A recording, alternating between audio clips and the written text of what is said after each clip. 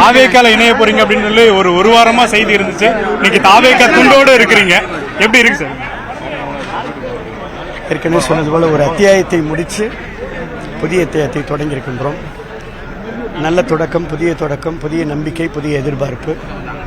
நிச்சயமா அடுத்து வரக்கூடிய எல்லா தேர்தலிலும் தமிழக வெற்றிக் கழகத்துடைய வெற்றிக்கு, மக்கள் அளிக்கக்கூடிய ஏகோபித்த ஆதரவுக்கு உழைப்பதற்கு, துணை நிற்பதற்கு நாங்கள் தயார். முதலமைச்சரை பார்த்துட்டீங்களா? இது வரைக்கும் பார்க்கலையா? இன்னும் ஓரிரு நாட்கள் கண்டிப்பா முதலமைச்சர் மீட் பண்ணுவோம். உங்களுக்கு தெரியும், ஏற்கனவே முதலமைச்சர் மீட் பண்ணுவோம். ஏற்கனவே பாத்தீங்க, மீண்டும் மீட் பண்ணுவோம். இல்ல அப்ப பார்க்கும்போது அதிமுகவில் இருந்து பாத்தீங்க, இப்போ ஆமா, இப்ப தாவேக்கால இணைந்ததுக்கு அப்புறம் பாக்குறோம்.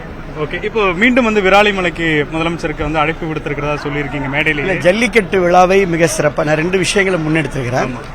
ஒன்னு, 7 மாவட்டங்கள் பயன்பெறக்கூடிய காவிரி வைகை குண்டாறு திட்டத்தை கடந்த ஆட்சியில் முடக்கப்பட்டது. அந்த திட்டத்தை தொடங்க வேண்டும், அதற்கு நிதி ஒதுக்கணும்னு கோரிக்கை வச்சிருக்கிறேன். ஜல்லிக்கட்டுக்கு துணை நிற்கணும், ஜல்லிக்கட்டு விழாவுக்கு முதலமைச்சர் அழைச்சிருக்கிறார்.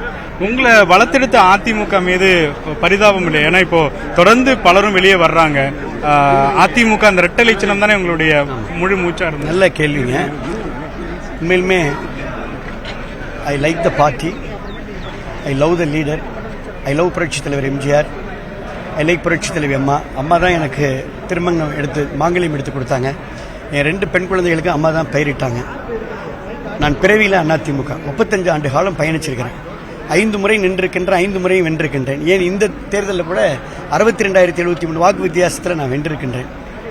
ஆனால் இன்றைய தலைமையினுடைய ஒரு தவறான போக்கு, தேர்தலுக்கு முன்னதே தாவேக்காவுடன் கூட்டணி வைக்க வேண்டும் என்று வலியுறுத்தினோம், செவிமடுக்கவில்லை.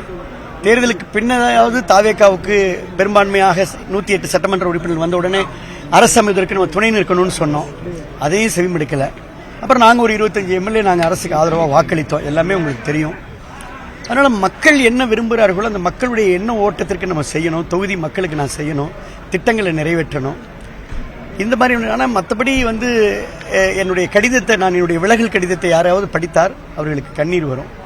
மிகுந்த கனத்த இதயத்தோடு தான், வலியோடும் வேதனையோடு தான் தொடர்ந்து இருக்கின்றோம். ஊழலற்ற ஆட்சி அப்படிங்கறதா விஜய் அவர்களுடைய பெரிய இலக்கா இருக்கு. இந்த 45 நாட்கள் அதை முன்னெடுத்து தான் பேசுறாங்க. ஆனா உங்கள் மீது கடுமையான புகார்கள் இருக்கு, குட்கா ஊழல் இருக்கு, அதே போல சுகாதாரத்துறையில. அதாவது 2 அரசியல்ல நான் கடைசி ரோல்ல இருந்தோன்னு வைங்களேன், யாரும் உங்க மேல எந்த பழியும் சுமத்த மாட்டாங்க. முன்னாடி நின்று படைத்தளபதி மாதிரி நீங்க முன்னெடுத்து போனீங்கன்னா இந்தியாவில் இருக்கக்கூடிய எல்லா கட்சியிலையும் பொலிட்டிக்கல் ரிவெஞ்ச் எடுக்கணுன்றதுக்காக, பொலிட்டிக்கல் வெண்டேட்டான்னு சொல்லுவாங்க, அரசியல் காழ்ப்புணர்ச்சினால வழக்குகள் வரும். எந்த வழக்குகளும் என்னை குற்றவாளின்னு சொல்லல. அதாவது நீங்க சொன்ன அந்த வழக்குல எஃப்ஐஆர்ல என் பேர் கிடையாது, சொல்றேன். சார்ஜ் ஷீட்லயும் என் பேர் கிடையாது, நான் சொல்றேன். எஃப்ஐஆர்ல என் பேர் கிடையாது, முதல் சார்ஜ் ஷீட்ல என் பேர் கிடையாது. 4 இயர்ஸ்க்கு அப்புறம் பொலிட்டிக்கல் வெண்டாட்டால செகண்ட் சார்ஜ் ஷீட்ல பேரை சேர்க்கிறாங்க.